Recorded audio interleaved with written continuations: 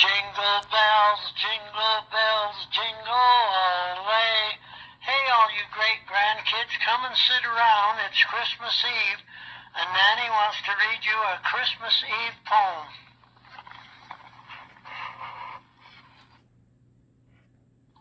'Twas the night before Christmas, and all through the house not a creature was stirring, not even a mouse. The stockings were hung by the chimney with care, in hopes that St. Nicholas soon would be there.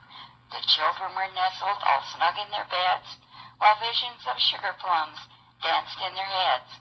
And Mama in her kerchief, and I'm in my cap, had just settled down for a long winter nap. When out on the lawn there arose such a clatter, I sprang from my bed to see what was the matter. Away to the window I flew like a flash, tore open the shutters and threw up the sash. The moon on the breast of the new-fallen snow gave the luster of midday to objects below, when what to my wondering eyes should appear but a miniature sleigh and a tiny reindeer. With a little old driver so lively and quick, I knew in a moment it must be St. Nick.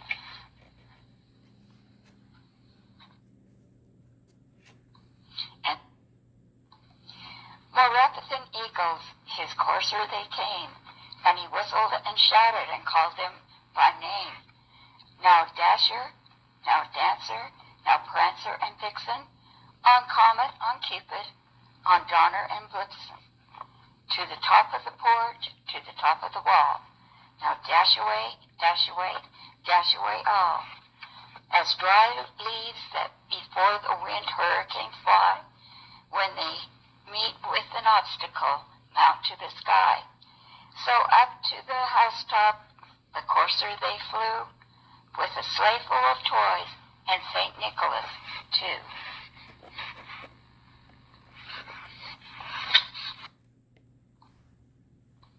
And then in a twinkling I heard on the roof the prancing and pawing of each little hoof. As I drew in my head and was turning around, down the chimney St. Nicholas came with a bound. He was dressed all in fur from his head to his foot, and his clothes were all tarnished with ashes and soot. A bundle of toys he had flung on his back, and he looked like a peddler just opening his pack.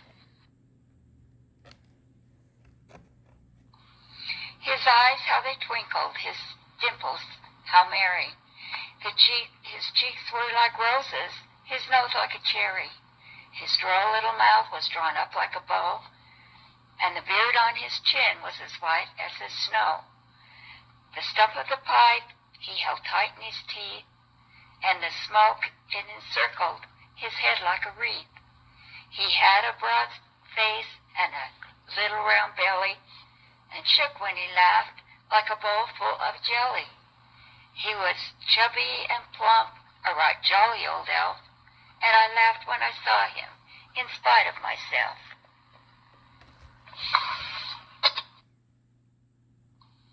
A wink of his eye and a twist of his head soon led me to know I had nothing to dread.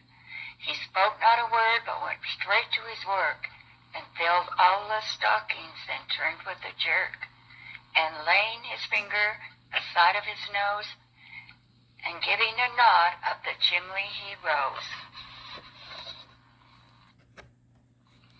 He sprang to his sleigh, to his team gave a whistle, and away they all flew, like the down of a thistle.